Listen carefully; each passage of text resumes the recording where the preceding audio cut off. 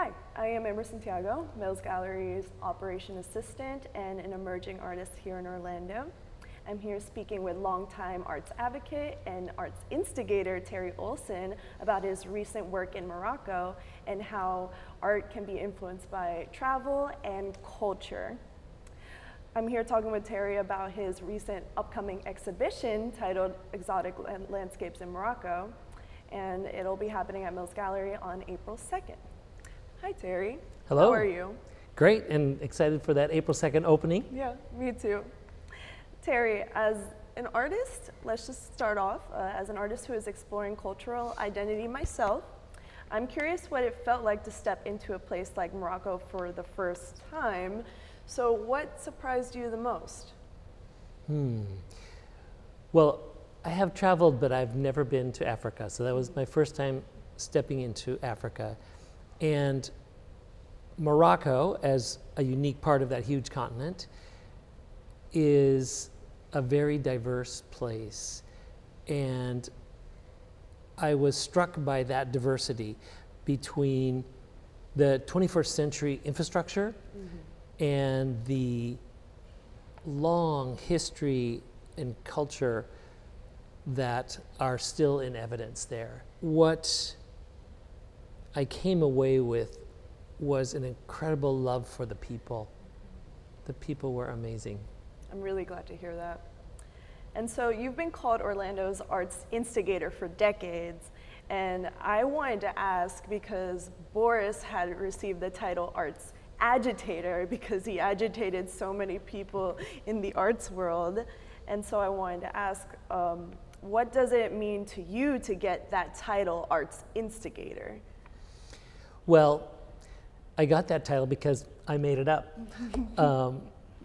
Because what I like to do is bring people together, bring the elements together, and see what happens from that. So it was natural, and my own personal life mission is to create dynamic events that enliven people.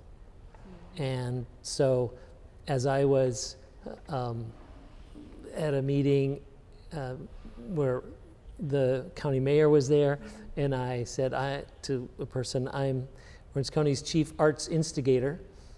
I didn't get reprimanded.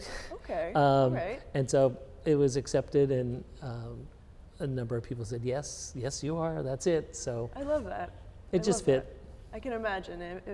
I feel it makes this project way more reflective. And so the question that I was going to follow up with is, did Morocco inspire something about the way you think about art and culture? I would say my time there had me reflecting on humanity,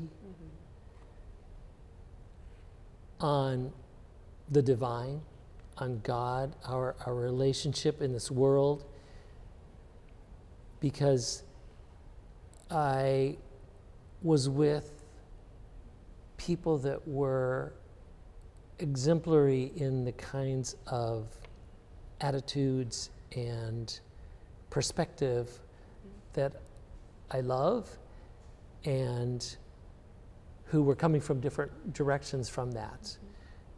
And so the exhibition touches on the history of the 1975 Green March, which is considered still politically sensitive. If you can tell me a little bit about what that is specifically. Sure. And that is why I was there. It was to explore this event, which was an incredible event, when 350,000 Moroccan citizens answered the call of the king to peacefully step over the barbed wire and march into this, what was called the Spanish Sahara. It was, at its time, the largest successful peaceful demonstration in the world. Wow. Spain, when these people stepped over the barbed wire, on the other side were Franco's soldiers, who they had been told would shoot them. Oh, okay.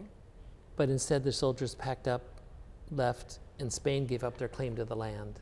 So an incredible, peaceful transition. So there were no casualties, just incredibly Zero. Peaceful. Okay. And so, Terry, you've worked in the arts for decades, and you've witnessed the scene evolve. What advice would you give to emerging artists such as myself in Orlando who want to shape the next chapter of the cultural scene? First of all, you need to shape yourself, your artistness. And I would say the journey is a journey in and a journey out.